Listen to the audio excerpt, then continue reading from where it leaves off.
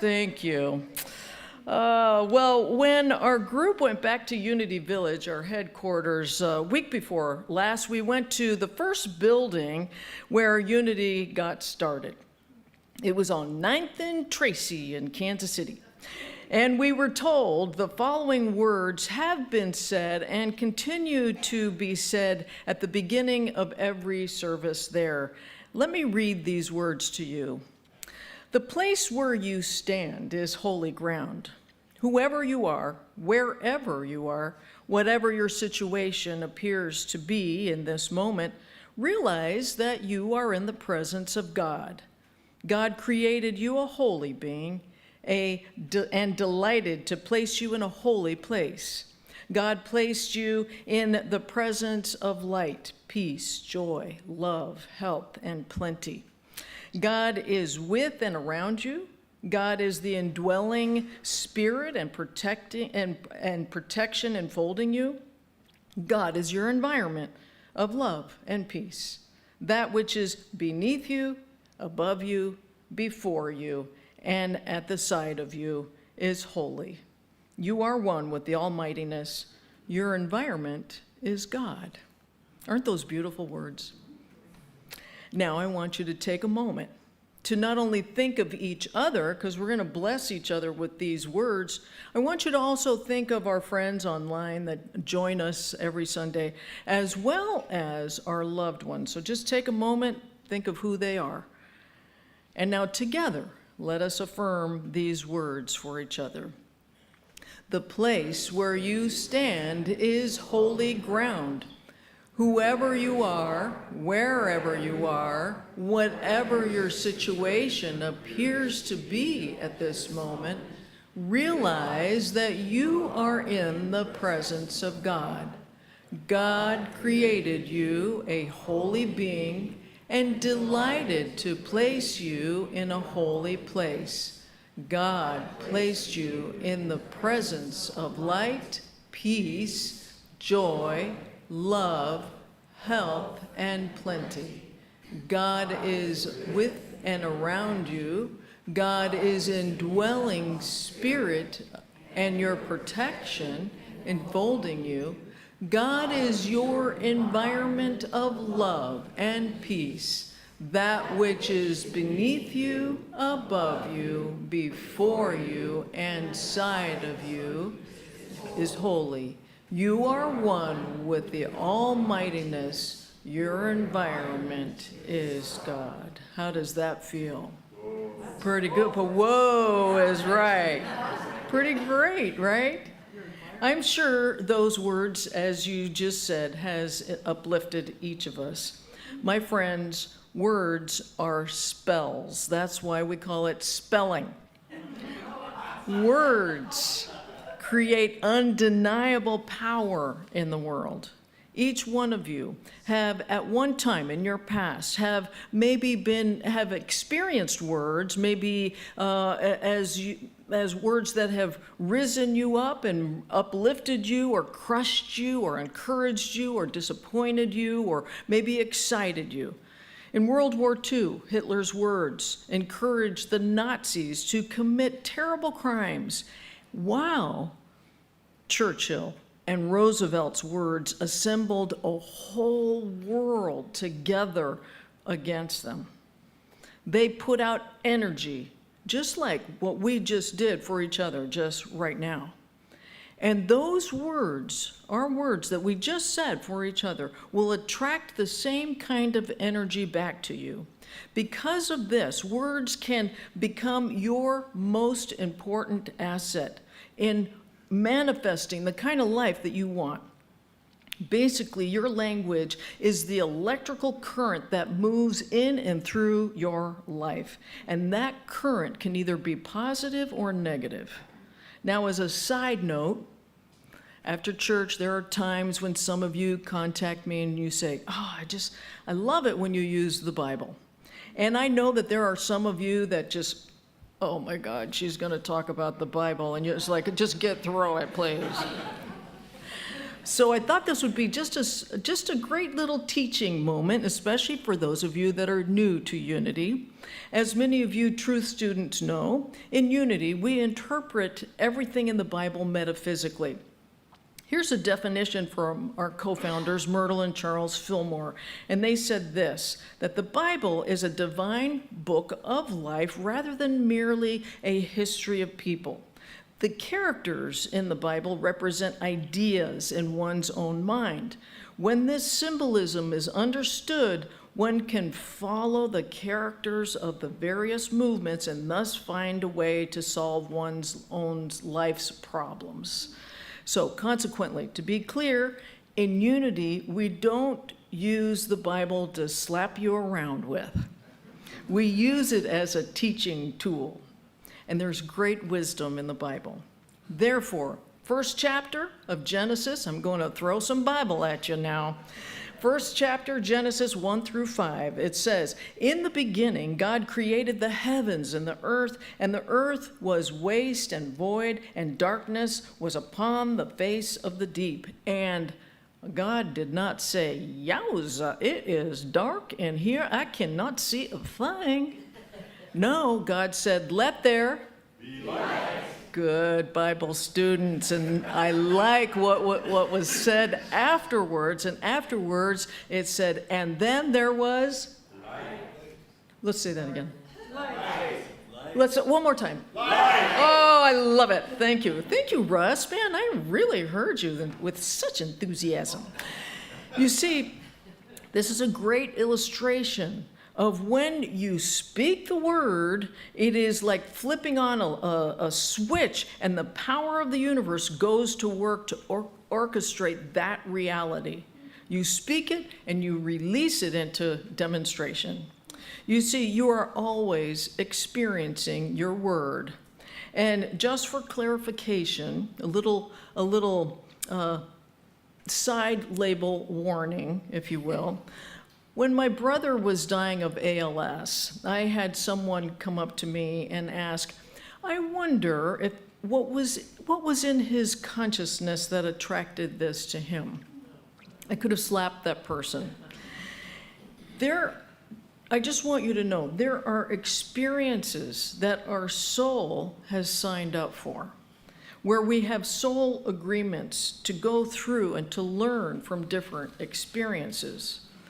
Therefore, for some of you who have been practicing these unity principles for a long time, just bear with me for a moment, because these basic principles are worth retelling. You see, at the start of this last summer, my husband was away on a trip for work for a couple of weeks. Temple remembers this because I called her a lot. And so there I was, taking care of our 10 chickens, our dogs, our garden, and our overall little homestead. And usually I don't mind. I miss my husband when he's gone, but I don't mind because it means that I have total control of the television remote control. However, we have this electric fence around our chickens' little free-range plot of land so that predators don't get to our chickens. For some reason, the fence was not working. I tried everything to get it going, and so the chickens were always getting out. Seemed like maybe 5, maybe more times a day, I was chasing them around the yard into our neighborhood, just chasing chickens. So with these words, with all my anger and annoyance, "Girls, I hate this when you do this. I am very angry with you." And I was complaining and whining to anyone that would listen to my predicament. Yeah, a little Miss Reverend Temple over there. I was building up my victim frequency, if you will. With my words, I activated the ethers, and believe me, they did not return to me void. And then one day, I am stomping around, especially after chasing one chicken. Some fencing blew down.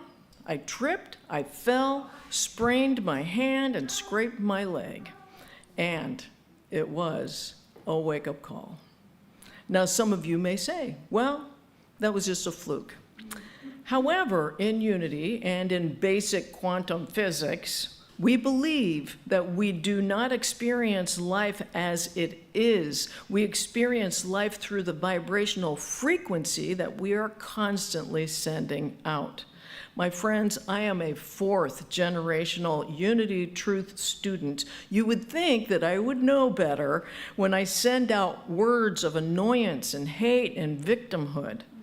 So today, my friends, is a reminder for us all. We all know this. This is a basic Unity Truth principle here. But the question is, do we follow and observe that principle on a daily basis? I would say that if you're anything like me, it can be easy to fall back into the way of the world. It can be easy to complain. It can be easy to be negative, to criticize, to be cynical. And it can be easy to agree with others that are in a negative state. And when something happens that is of like vibration, it is easy to say, well, that was just a fluke. It had nothing to do with my frequency of what I've been putting out. And one of the reasons why we teach about the power of our words from time to time is that words carry their own power, and they are a vital part to your electromagnetic field. Remember, they put out energy and they attract the same kind of energy back to you. And because of this, words can become your most significant resource in manifesting the success that you want in your life. And that is why I share with people, and I know some of you are going to go, I don't know about this, but I share with people, don't watch the news. It's not the kind of life you want unless it is. Some time back, I had someone come in for counseling, and she was very depressed. And we found out after talking to her a little bit that she was addicted to news. It was always on in the background, and because it was like a friend for her. And actually, I had her do this one little experiment to just watch the news from an elevated point of view and jot down the words that were triggering for her. Within 1 hour, the word danger was mentioned over 20 times. The word troubling was used 12 times. The word dishonest was used 14 times. The word poverty was used 16 times. My friends, do these words feel good to you? No, they don't. Before that experience, she was so used to hearing those words just in the background that she completely was unaware of them, unaware of how they were affecting her. So she said, okay, I'm going to do a little experiment for 2 weeks. I'm just going to stop watching the news. And her depression went away. And then she started to use power words to set up and redirect and uplift her life in a more successful direction. In my opinion, and again, I know some of you like your news. I'm not going to take that away from you.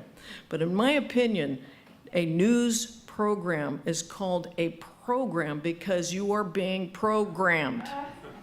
I really believe that. Words affect the subconscious mind. Words create an image in the subconscious mind, and the subconscious mind can't tell the difference between an image and reality.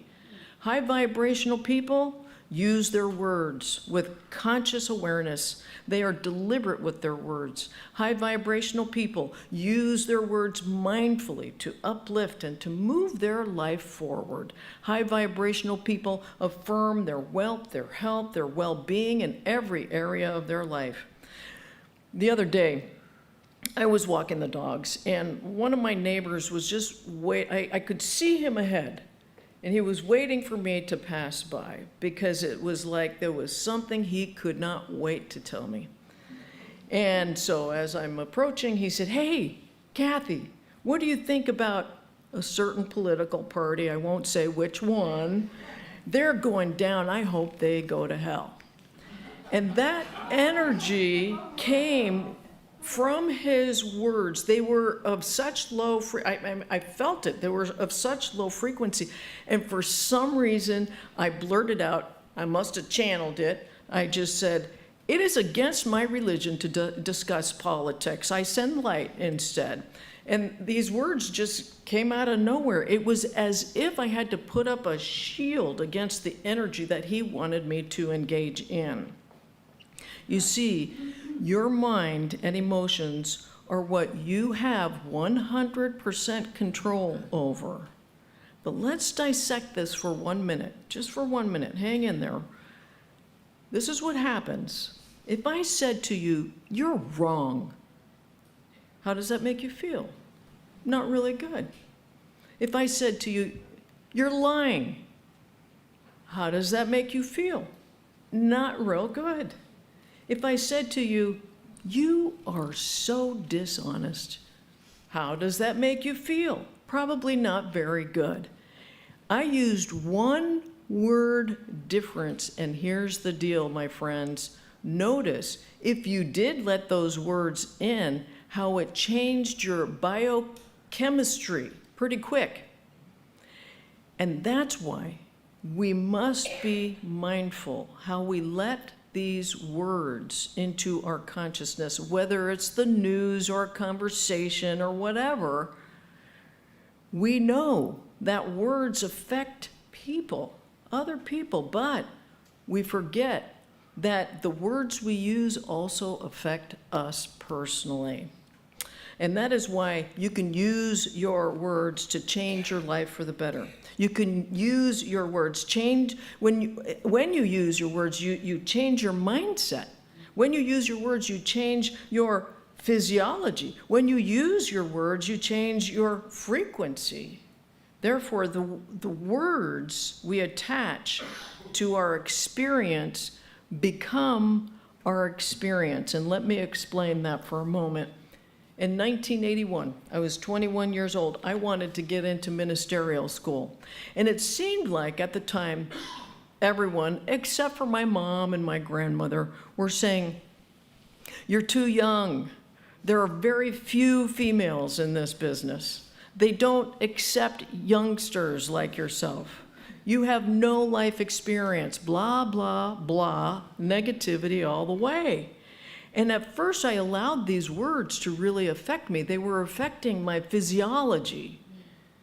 Other people's words were affecting me, but inside of me, everything inside of me said, this is what I'm meant to do. Therefore, I had to not let the words of others in. This is where I had the control. And that's what I'm sharing with you, my friends. This is where you have control. In those days, they would have over 300 to 400 people applying for ministerial school. So every day, I would say my affirmations of being in ministerial school with full intensity, and that became my biology. In my mind, I was already in ministerial school. And this is what happens. You put it out there, the universe starts to orchestrate itself, and it started to orchestrate itself, and lo and behold, I was asked to go back for interviews back at Unity Village. Out of the 300 to 400 people, they chose 75 people to go back for interviews. And out of that 75, they chose 52. When I was there at Unity Village for my interviews, some of those 75 people would look at me because I looked like I was 12 years old. And they would look at me and they'd go, "How did she slip in, through the cracks? What's this youngster doing here?" However, my whole frequency, my whole being was that I was already a student there. By that time, there were no words from the outside world that could affect me. Did you hear that? When you know with full intensity who you are, there is nothing in your outside world that can disturb the calm peace of your mind, my friends. I had this in the bag. So when I walked into my interview, they came up to where I was vibrating. Hands down, they accepted me without question. The words I attached to my experience became my experience. I was the youngest that they have ever accepted into their program. They haven't accepted anybody since then. Not sure how to read that exactly, but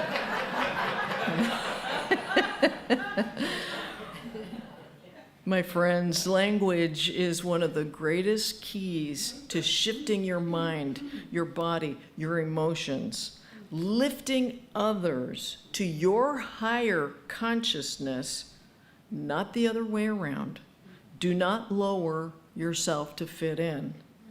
When I was a minister in Denver, I had a treasurer on the board, and he owned the largest alarm company in the United States. A very wealthy man indeed. His name was Ken. And one time we were going over the budget, and Ken said, can we just change something here? Let's not use the word budget. I mean, really, does budget feel good to any of you? Good, I'm glad I'm not the only one. So he said, let's not use the word budget. The word budget conjures up contraction, limitation, that there's only so much.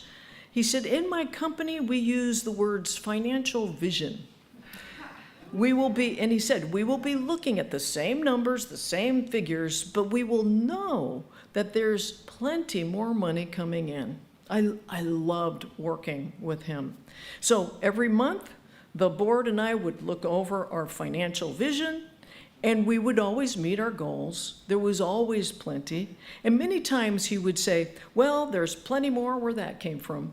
And I loved that. In fact, Stephen, my husband Steve and I, we say that all the time. If we catch ourselves going, whoa, that's expensive, we go, well, there's plenty more where that came from.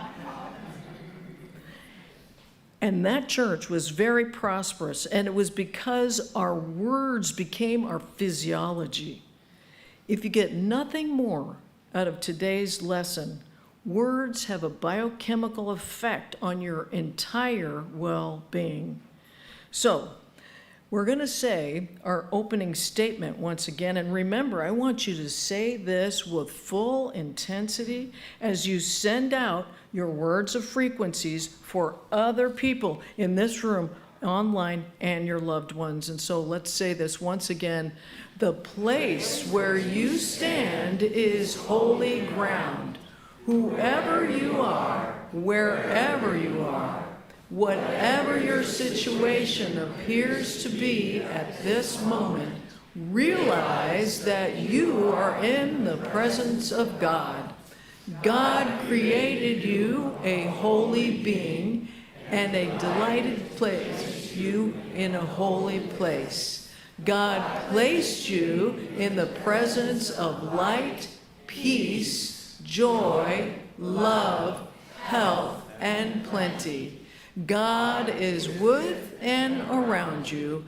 God is the indwelling spirit and your protection enfolding you. God is your environment of love and peace. That which is beneath you, above you, before you, and the side of you is holy. You are one with the Almightiness. Your environment is love. Can I get an amen? Amen. And so it is.